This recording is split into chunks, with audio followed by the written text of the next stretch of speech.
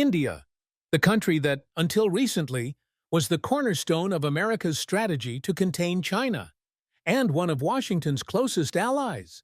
However, President Donald Trump turned the table on this strategy, unexpectedly abandoning India, driven by a personal rift with Prime Minister Narendra Modi. The story goes back to September 2019, when Houston's Energy Stadium in Texas was packed with tens of thousands of Americans from across the country for one of the largest receptions ever held for a foreign leader in U.S. history. The event was titled Howdy Modi, where Trump delivered a speech full of praise for Modi, calling him one of America's greatest and most loyal friends.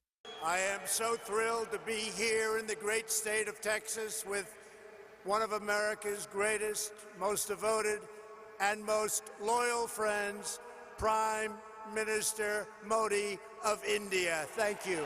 Just 5 months later, in February 2020, Trump visited India, where Modi welcomed him with a massive show at the world's largest stadium, the Narendra Modi Stadium.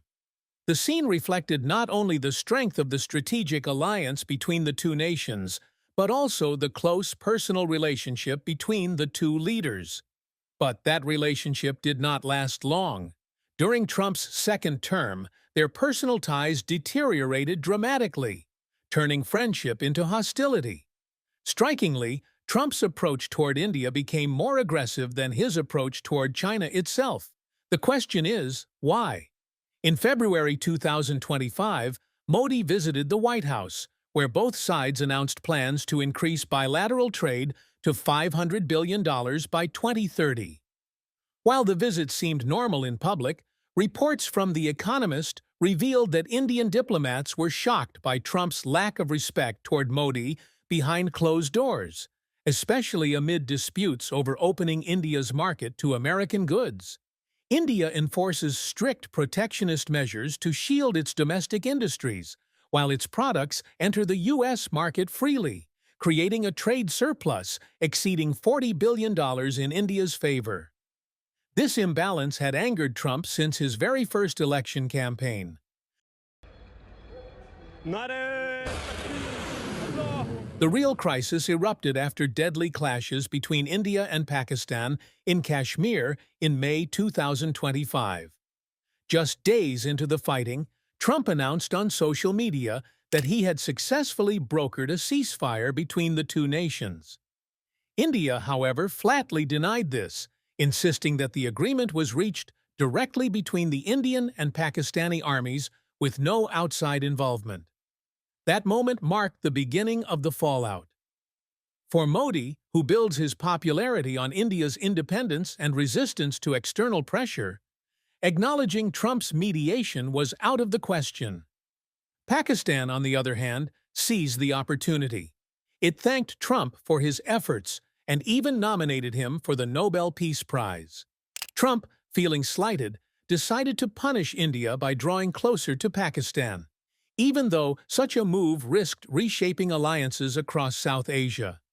As Modi continued to publicly dismiss Trump's claims, the latter's anger grew.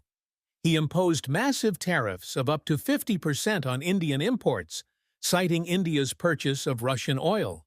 The irony? China, the largest buyer of Russian oil, was not punished. Nor was Europe, which continues importing Russian gas, or even the United States itself, which still imports Russian fertilizers and uranium. Yet Trump singled out India. The real reason was not oil, but Modi's refusal to credit Trump with brokering the ceasefire with Pakistan. India did not back down.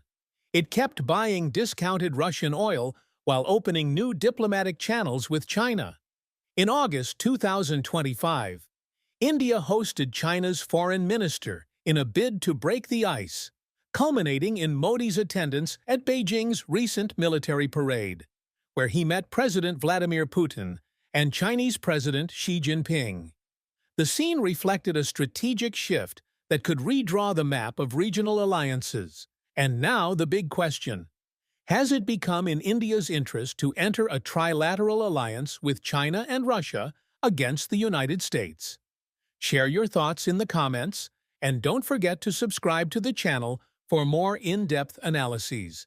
See you next time.